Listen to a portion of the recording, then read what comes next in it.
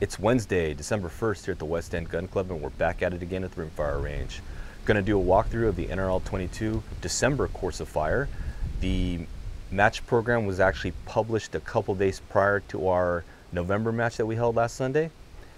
So I was well aware of what was in store, but I didn't take the time to prep those targets before I stored them away, knowing that I'll be out here later in the week, simply because I had to go home. If you recall in that last vlog, I was still recovering from a stomach flu, stomach virus type of deal. It wasn't COVID, tested, made sure it was negative. But I was 90%, but right when the match ended and I was packing everything up and about to head home, I started developing this headache. And so Sunday I had this really bad headache. I had to sleep it off, and finally Monday morning I was feeling much better. But I think that had to do a lot with hunger, because I hadn't eaten in about 24 hours, so 36 hours, and there was no calorie intake really. It was just water and a sugar-free Gatorade. So I'm gonna have to rebalance my diet, I think, because if you don't know, I don't really eat in the mornings. So basically in the past few years, I only start eating around 11 o'clock in the morning, 12 or noon, and I'll only eat until 6. So only in that window of time I'll actually eat anything. So I'll try to eat lunch and I'll eat a dinner. But I think in the mornings sometimes I'll get a headache, and I think that's because, and I had the same issues, like it's always in the back of my head around here, and it just develops over time that I'll just get this weird migraine. And it's, if I eat something, it'll go away. And so yesterday I had that, or Sunday I had that same thing. And after eating at least some chicken soup and stuff, the headache went away fairly quickly. So I'm just gonna have to rebalance my diet, make it a little bit better, and change my eating habits, and maybe just start eating actually some calories in the morning. Just something healthy like a fat-free yogurt or something.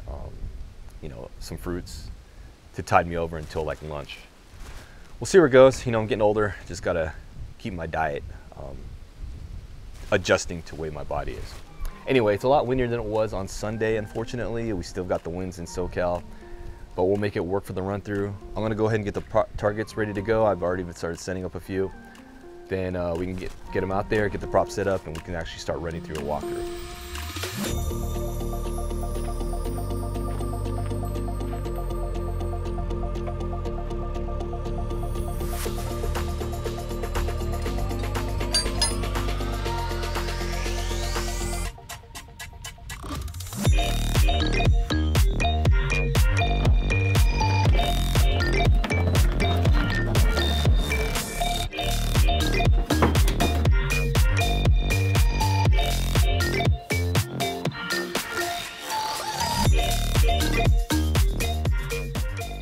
I was taking stock of all the target bases that I made for the target hangers. These wood, I guess, H's, if you want to call it that.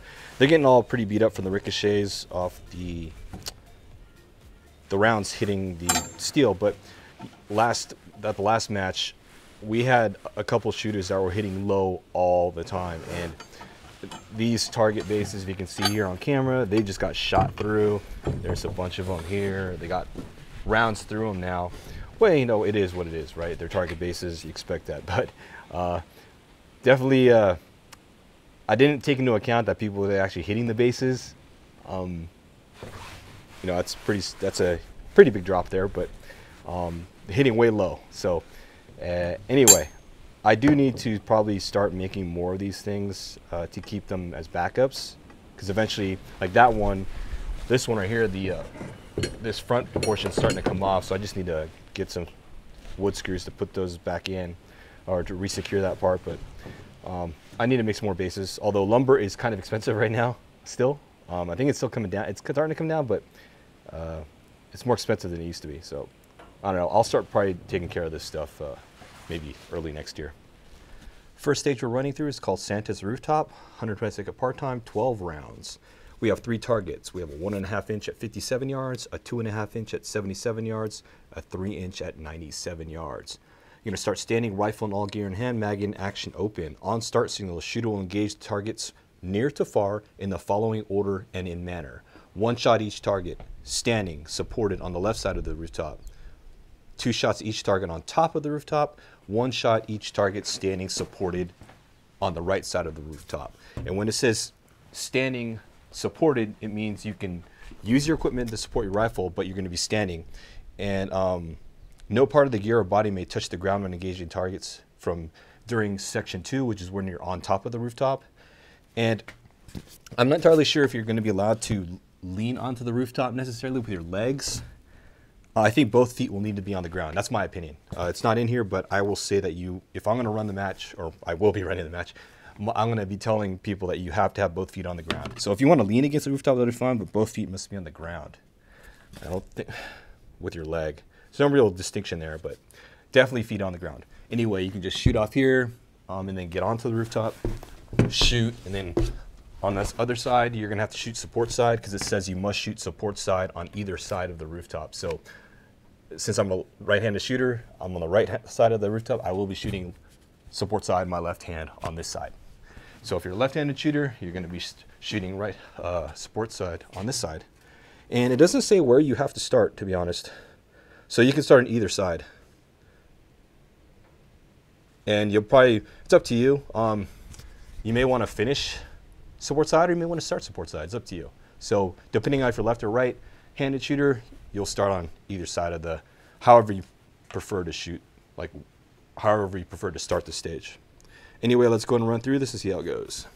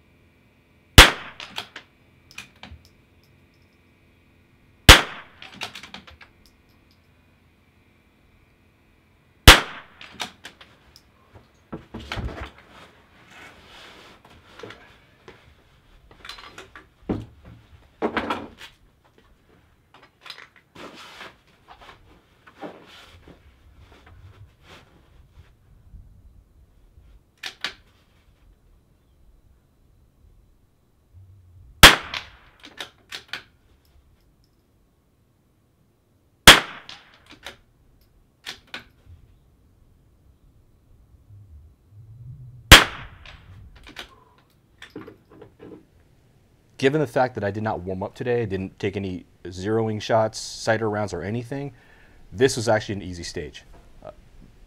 I went 0.1, 0.8, 1.7 in today's conditions. The Kessel said 1.6 for some reason on 97, but I know it's 1.7 on 100 yards in like normal conditions, 80s or whatnot. But there's like a downdraft here, so when it swirls in the wind, so I added a 1/10. I don't think I needed it because I was hitting a little bit higher target. Anyway, it is what it is. But I just held over. I didn't even touch my parallax. I kind of set my parallax on my ZCL to a little bit past the 57-yard target.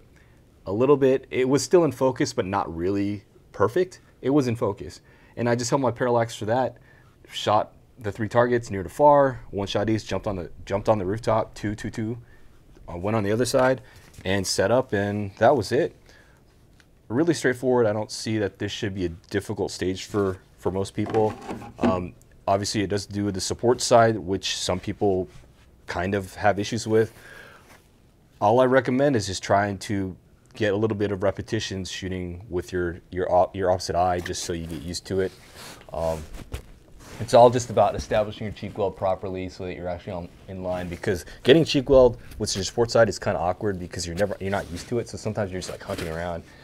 All I can say is keep your head level, just hit your chin on it and just guide it down until you get into the scope, and that's it.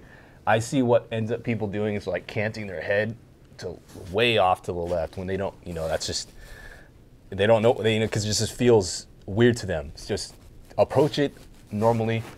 Get down, keep your head straight, get your chin, then rub your cheek on there, and then there you go. And you're on. Then just keep your weld, and then adjust your stock, and you're good to go. Pretty simple. Just a caveat though, for all you new shooters who are thinking about shooting your first match, and you're starting off with this one with support side, remember, you must shoot with your support hand. You can't just shoot, operate the bolt and then shoot with the left eye, use your left eye, shoot with your right. You have to operate everything with the opposite control, your opposite hand. So anyway, that's it for this stage. Again, I think it's pretty easy. Should finish with plenty of time. Let's move on to the next one. Next stage we'll run through is called Tinsel Town Debacle. 120-second part time, 10 rounds. We have 2 banks of targets. We have the full KYL rack at 50 yards. That's 1 inch, 3/4 inch, 1/2 inch, and 1/4 inch. And we have a 1.5 at 63 yards. Start standing, rifle and all gear in hand, mag in action open. On the start signal, shooter will take a prone supported position and engage the KYL rack from large to small, alternating to the far target after every shot. So KYL, far target, KYL, far target, KYL, far target, KYL. If the shooter still has rounds left over after the 8th impact, the last 2 shots will be on the smallest KYL. All shots are hit to move on. It's pretty straightforward. Just KYL, single steal, KYL, single steal, and keep going back and forth, walking through the KYL in size, and you must hit to move on. Pretty simple to follow, and let's run through it.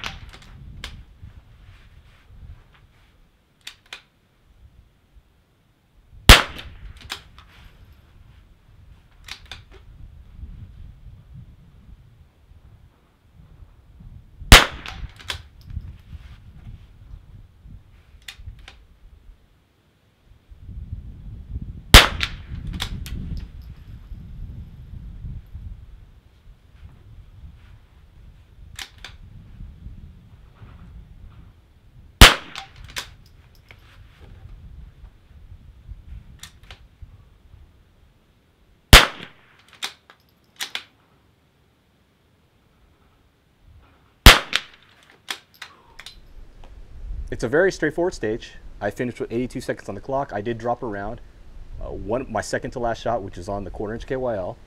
And in this wind, it's to be expected. I mean, that's a pretty small target, 50 yards, with a 10 to 12 mile an hour wind. Yeah, it's. I was trying to hold a little bit left, and I was able to get it 3 times out of 4. 3 times? No, 2 times out of 3, because you only shoot the 1/4 inch KYL 3 times. I didn't adjust my parallax. I set my parallax for the KYL because I need perfect. You want perfect vision on that KYL to shoot that small target. But I didn't adjust my parallax when I went to the 63. I don't think I needed to. It's a big enough target that I should be able to hit that at 63 yards, 1.5 inch, without changing parallax or adjusting it from 50 to 63. Then this scope's got enough depth of field where I don't really have to worry about it. And plus, you'll spend a lot of time if you're gonna keep dialing parallax. And I held over, of course. It's only 0.2, 0.2 of a mil, 0.3 if you want. And with this wind, I use 0.3. And in this range, I needed 0.3. Outside of that, I mean, really nothing else to mention here. This, at our facility, it is a little more difficult than most because if you're gonna shoot at this range for this match, you'll have to understand that the 50-yard target is on the ground and the 63-yard target is about 10 feet in the air because it's on the upper shelf. So you have to adjust your elevation on your rear bag, the height of your rear bag, every time you take a shot. KYL and then 63, KYL 63. Unlike other ranges where I'm pretty sure they're all going to be on flat ranges, so they can just, all they're going to do is just shift their target or their rifle left to right, you know, KYL, because it'll be on flat ground. So we add some complexity here, some difficulty, but it's not something you can't get over. It's pretty simple to get through this one. Anyway, let's go ahead and move on to the next stage. Next stage of fire we're running through is called Krampus's Revenge. 100 second part time, 10 rounds. We have a single target, 6-inch at 92 yards. Start standing, rifle and all gear in hand, rifle and all gear grounded, mag in, action open. On start signal, the shooter will engage the target with 2 shots from the following positions. Standing unsupported, 55-gallon barrel. Seated unsupported, 55-gallon barrel. Prone unsupported. So it looks like you're doing 3 different non-bipod positions. It says only a sling is allowed for any unsupported position. Bags may only be used on the 55-gallon barrel. So you're going to do standing unsupported, 2 shots, 55-gallon barrel, 2 shots, seated unsupported, 2 shots, 55-gallon barrel, 2 shots, then prone unsupported, 2 shots. It's straightforward in what we need to do. Question is, can you shoot those, you know, sling positions or unsupported positions? I'm going to set up a mat because I didn't realize we were going to shoot prone. So I'm going to go ahead and get that set up. And it looks like they have the shooter on the right side of the barrel. I'm guessing you have to shoot on the right side of the barrel, but we'll set it up right there.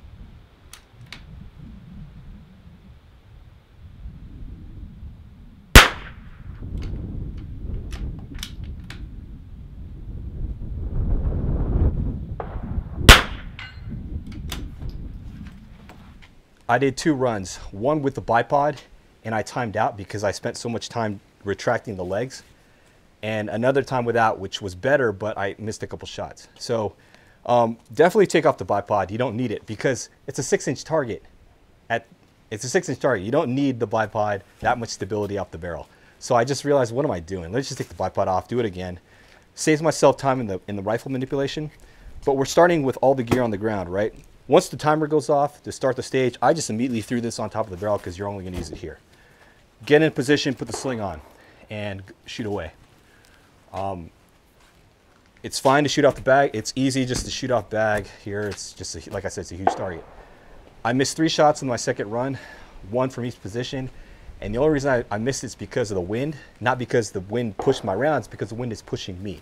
You got a 10-mile-an-hour wind and you're like trying to hold standing or any position.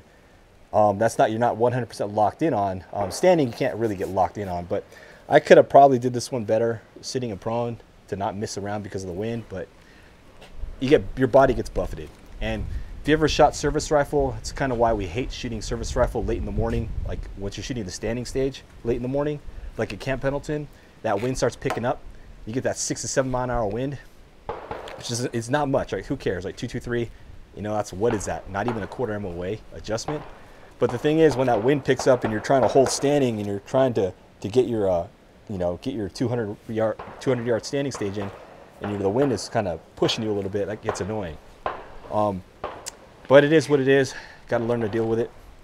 I did figure out how to shoot my gun in standing. I'm trying to shoot it more like a service rifle, not like a scope rifle. So to explain that, back in the day when I shot service rifle, I shot with the toe of this buttstock, the bottom toe just on the very top of my shoulder as an index point, not even to hold the gun, right? Because the AR-15 has no recoil, 223, no recoil whatsoever. Shoot the round, and it just barely, not even, it nudges you. With an M1 or an M14, you couldn't do that. You had to get full buttstock contact with your shoulder, otherwise that thing is going to ram you in the face on recoil. So, that being said, this gun with these scope rifles, I'm trying to get, full, with this eye relief on the scope, you got 3 inches or whatever, and you're trying to get the right, and you're trying to get the buttstock on there, and you're trying to hold it, and then it makes your body like you're kind of tensing up and trying to figure out, get your muscles to maneuver the gun. Instead of doing that, I'm just shooting this more like a service rifle. There's no recoil, it's rimfire. I'm thinking to myself, what am I doing? Let me just kind of cradle the gun, not even use the buttstock, and just kind of hold it against my side here, and I can get better a standing on that way, or standing position, a little bit more stable, letting the gun just sort of naturally rest in my palm, balance it right here, and shoot away. So that's how I'm going to shoot it. I mean, it's the sad fact is that's poor marksmanship, right? And with the AR-15, technically that was kind of poor. I don't say poor marksmanship. It's just gamed marksmanship, right? And so the whole point of service rifle was, or high power, was to exercise all the fundamentals, right? And I guess buttstock fit to your shoulder is not really a fundamental of marksmanship. Like traditionally, it's always going to be sight alignment, sight picture, trigger pull, breathing, follow through, and that's kind of it, right? In the actual shot. But nowhere in there they say buttstock. Buttstock fit to your shoulder is not really a marksmanship attribute when you're setting up the shot, but it should be. But that's going to vary from gun to gun, and I guess by definition, if I don't need to set my buttstock in my shoulder, then whatever. I mean, it's just got to know your gun, I guess, and fit the gun to you, or fit yourself to the gun. Anyway, I've just sort of digressed here. Anyway, this stage probably not going to be very popular this Course of Fire, but they threw it in there, so be sure to bring your slings and start practicing at home. Dry fire, put a pacer on the wall, stand, and just dry fire on it. And that's the best way to do it. I used to do that all the time back in the day. All right, let's move on to the next stage. Fourth stage we're running through is called Christmas Trap, 120-second part time, 10 rounds. We have 2 targets, 3-inch at 67 yards and a 4-inch at 88 yards. This is going to be the bonus stage, so if you finish with extra time on the clock, you get a 1/10 of a point per second remaining. You're going to start standing, rifle and all gear in hand, mag in, action open. On the start signal, the shooter will engage each target with 1 shot near to far from each tank trap tip. So one shot, or 1 and 1, 1 and 1, 1 and 1.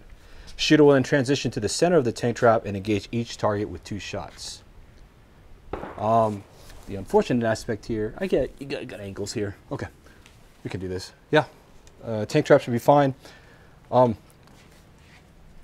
much else to say here. It's just simple. Go around the trap, hit the center. So 1 2 1 2 1 2 2 2. Near to far. All right, let's go ahead and run through this.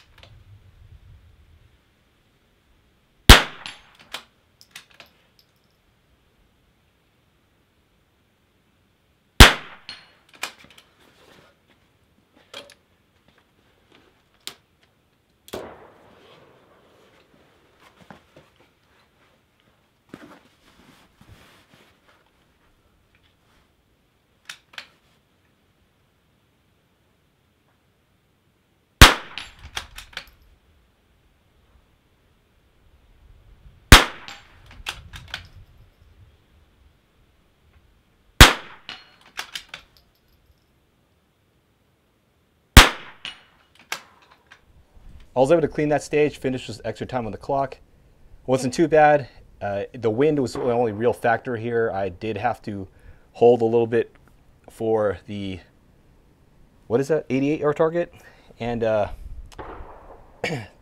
my hold, I just wasn't holding 0.8 right, so I barely nicked one shot, which is a bad hold. Hold above, I don't know. For some reason that 0.8 was throwing me off. That's what I used. I dialed 0.4. And it's 1.2 for the 88, so I just held up 0.8. For some reason, I was just kind of not really holding it correctly, but I made my shots. Nothing really special here. Just need to be able to shoot out the tank traps and tank trap tips, and that's it. I did use this. This is the Wee Bad pump pillow. A lot of people see the mega bag and like, oh, where'd you get that bag? The Coltec mega bag, you know, and then other people are like, oh, that's a huge bag. Why do you need that? And frankly, I like the Coltec mega bag. It's really nice. It feels the body, you know, it feels that nice, gives you that nice feeling. It's easy to maneuver, even though it's big. It's light or whatever. This, it just feels, kind of small, and it's kind of hard to maneuver. I put it on this paracord, and maybe I should just get a strap for it. But just trying to keep it on the side of my body so that I can swing it around. I don't like having it on the belt. I like it have it around the shoulder, so that I can just kind of swing it around and put it to wherever I need it to be. So, I don't know. I'm actually not liking the pump pillow, to be honest. That's just me. I know a lot of people are huge fans of this thing. But I don't know. I was able to use it on here. It worked well enough. But I just like the mega bag. I filled it up with fill I got from Joann's, which is a chain store that sells arts and crafts stuff. And I filled it to the kind of the puffiness I like. So the mega bag works great for me the way I have it set up. But I don't know, I did it with pump pill, no problem with this one. Anyway, we got one more stage to try out, and then we're out of here. The last stage we're running through is called Lollipops on the Ladder. It's on 122nd part time, 10 rounds. We got 2 targets at the same distance on 2 different hangers. It's two 2.5-inch targets at 73 yards, spaced 5 yards apart. You're going to start standing, rifle and all gear in hand, mag in action open. On the start signal, the shooter will engage the targets with 1 shot each from the ladder in the following order: 1, 3, 5, 2, 4. I'm assuming 1 is the bottom step, 5 is the top step. The shooter will use all 5 steps. If the shooter is not tall enough to reach the 5th step, then the shooter will shoot from the 4th step in place of the 5th step. So instead of 1, 3, 5, 2, 4, they'll shoot 1, 3, 4, 2, 4. That's pretty much it. Just 1, 1. It doesn't say if you need to shoot left or right first, but instinctively I always shoot left to right, so I'm going to shoot left and right. Probably need to define that. Probably need to define that so the spotters are well aware of what you're shooting at. So we'll start left and right. Left target, right target. Okay, let's run through it.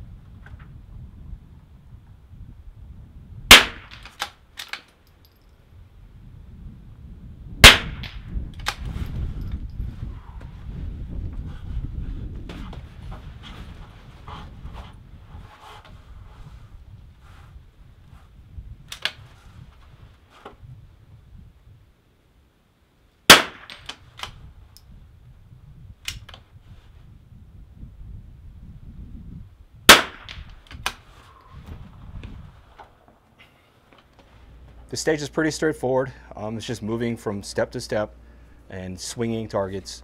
I missed a shot on, I did 2 runs. I did a second run because for some reason in my head I went to the wrong step.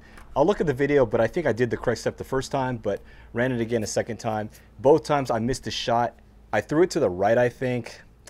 I've been trying to hold it left, but I don't think I'm holding it left enough for this wind. Because for some reason, I guess the wind shears down up on the top and it's coming front to back here. And I think it's swinging down and it's just really causing this downdraft over to this point. So a couple times I missed right. So It is what it is.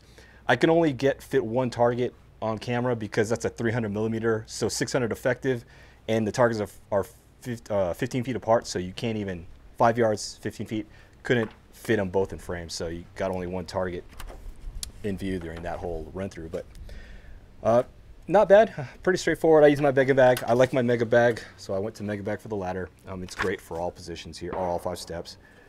I was able to use the 5th step, even though I'm a short guy. And we're shooting an up angle, so it helps out. I can just, just let it sit up top there. And if you're trying to figure out a way to remember this, just think odds even. So you start off 1, 1, 3, 5, then evens 2, 4. That's the easiest way to remember. 1, 3, 5, 2, 4. And if you're short and you can't hit the 5th, just go 1, 3, 4, 2, 4. Pretty simple. Anyway, that's it for this Course of Fire. Pretty simple. I'm going to go ahead and clean up, I guess. But in all, this Christmas themed Course of Fire. Whoa! Grab that before the wind takes it. This Christmas themed Course of Fires should be pretty entertaining for many because it's going to run. We got four barricades. We got the rooftop, a barrel, tank trap, and the ladder, and then we've got a prone stage.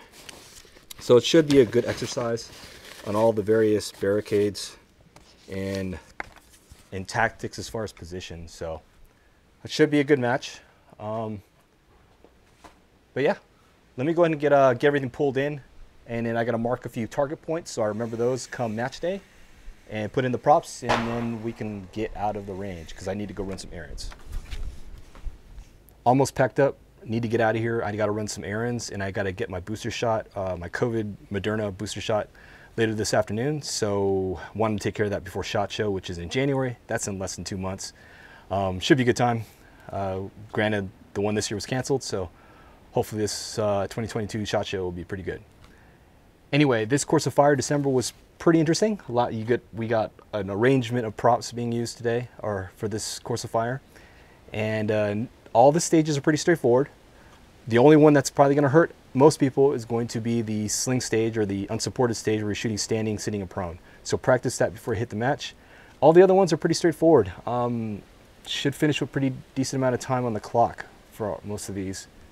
Even our range, where we have this unique aspect of shooting at an up angle or an incline. So our next match will be December 26th, the day after Christmas. That happens to be the 4th Sunday of the month when our match is usually on, because that's our scheduled date for this range facility, is 4th Sunday for NRL22.